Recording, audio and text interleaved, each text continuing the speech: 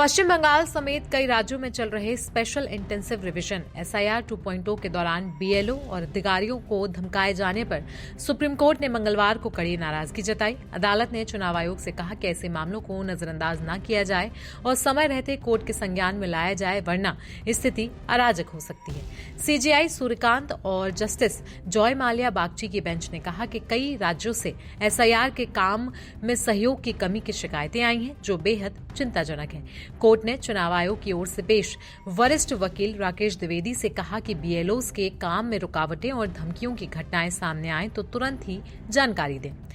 स्थिति बहुत गंभीर है। सुप्रीम कोर्ट सुनवाई के दौरान सीजेआई सूर्यकांत ने स्पष्ट रूप से कहा, स्थिति से तुरंत निपटना होगा, वरना अराजकता फैल जाएगी। मामला बेहद गंभीर है।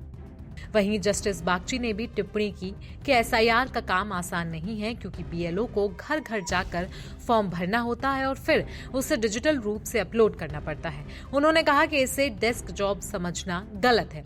द्विवेदी ने बताया कि आयोग बीएलओज और अधिकारियों को धमकाने की घटनाओं से निपटने में सक्षम है और उसके पास पर्याप्त संवैधानिक शक्ति भी है। हालांकि पुलिस को आयोग के तहत लाना तभी संभव है जब चुनाव प्रक्रिया आधिकारिक तौर पर शुरू हो। पश्चिम बंगाल में हुआ सबसे ज्यादा तनाव। पश्चिम बंगाल में एसआईआर 2.0 के दौरान समस्याएं लगातार बढ़ी हैं। इस सप्ताह चुनाव आयोग के विशेष पर्यवेक्षक सी मुरुगन ने कोलकाता के तोपसिया और तिलजला क्षेत्रों के कई बूथों का निरीक्षण किया, जहां एसआईआर फॉर्म की डिजिटल एंट्री बेहद धीमी पाई गई। एक बूथ में कुल 720 एसआईआर फॉर्म में से 105 फॉर्म अभी तक पोर्टल पर अपलोड नहीं हुए थे। मुरुगन ने बीएलओ को फटकार लगाते हुए पूछा, बाकी के 105 फॉर्म कहां हैं? इतनी देरी क्यों?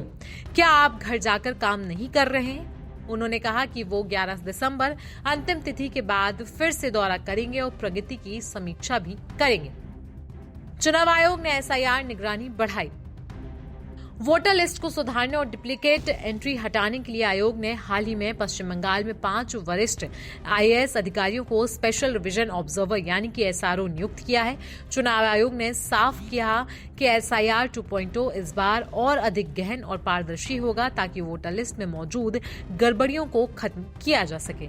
एसआईआर से जुड़ी महत्वपूर्ण तारीखों पर ध्यान दें तो एसआईआर फॉर्म जमा करने की आखिरी तारीख 11 दिसंबर 2025 है।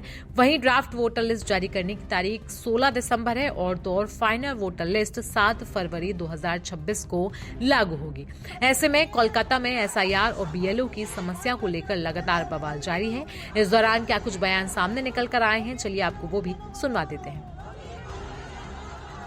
इस कारण से बहुत शिक्षक, बहुत सारे सरकारी कर्मचारी मानसिक उत्पीड़न में पड़ गए हैं।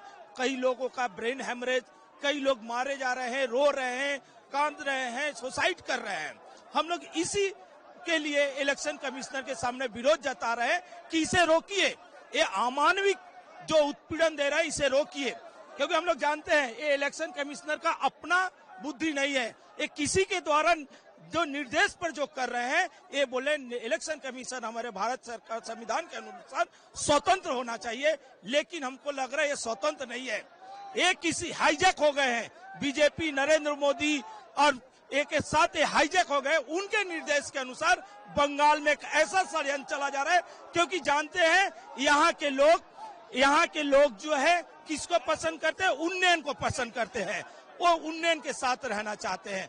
आप लोग कुछ दिन से सुन रहा है कि हम लोग का बीएलओ के पे बहुत चाप है। किस लिए चाप है? हम लोग ये नहीं कि हम एसआई के विरुद्ध है, लेकिन सबसे बड़ा ये बात है जो ईसीआई ने हर दिन हर टाइम हम लोग बीएलओ के ऊपर एक के बाद एक काम सौंप रहा है।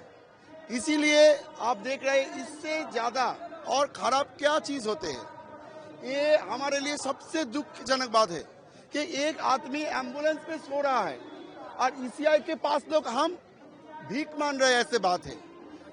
लेकिन हम ये बताना चाहते हैं आपके मीडिया के मार्फत कि हम लोग ईसीआई के पास यही बताना चाहते हैं कि हम लोग बीएलओ भी मानुस है। हम लोग भी चाहता है कि ये एसआईआर काम हो, लेकिन समय देखे। आज एसआईआर को जो 7 दिन के लिए बढ़ाया है, यही बात जो ईसीआई ने पहले जो सोच लेते थे, ये बात नहीं होते थे। प्रदर्शन भी हो रहा था, हमने देखा फुटमार्च भी आपने किया।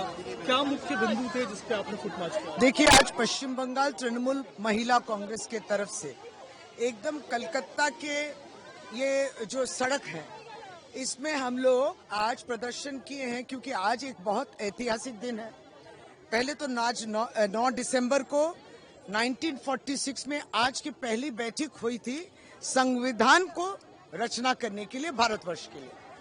फिर उसके बाद जैसे 2-2.5 साल जो लगे हैं और 26 तारीख नवंबर को इसको अडॉप्ट किया गया। सबको इस बात से मालूम है। संविधान उसके बलबूते देश के नागरिक की सुरक्षा संविधान देती है, और इस संविधान के जो अधिकार हैं या जो हमें मिलते हैं देश के नागरिक की हैसियत से, अगर हर दिन हम लोग देखें कि हमें वंचित किया जा रहा है, देश के नागरिक को वंचित किया जा रहा है। आज जिस जगह में बंगाल को लेकर ये लोग आए हैं, SIR द्वारा आज बंगाल की जनता से पूछी जा रही है कि आप इस देश के नागरिक हैं कि ना। वोट का काम, लेकिन सामने ये NRC वाली बात आ रही है, और वो है कि आप देश के नागरिक हैं कि। तो SIR और BLO को लेकर सुप्रीम कोर्ट की सख्त टिप्पणी पर आपकी राय क्या है, हमें कमेंट सेक्शन में आप जरूर बताएं। साथ ही साथ देश दुनिया की बाकी खबरों के लिए बने रहें हमारे साथ।